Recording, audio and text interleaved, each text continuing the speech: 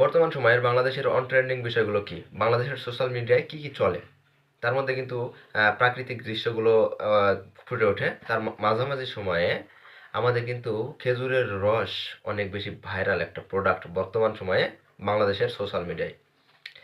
এখন সোশ্যাল মিডিয়ায় খবর দেখলাম যে রাস্তার মাঝামাঝি জায়গায় খেজুরের রস বিক্রি করতেছেন।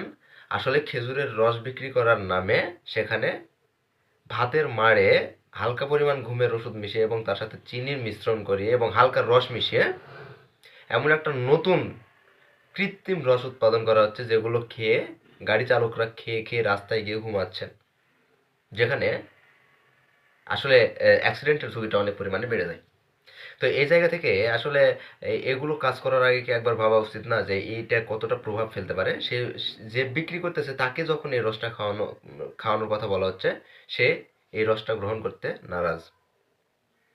আসলে প্রকৃতপক্ষে আমরা যে অন্যের ক্ষতি করছি, এই ক্ষতি করাটা থেকে কিন্তু একবারও ভাবছি না যে মানুষগুলোর কত ক্ষতি হতে পারে, রাস্তায় অ্যাক্সিডেন্টের শিকার হতে পারে তারা, তাদের শারীরিক ক্ষতি হইতে পারে।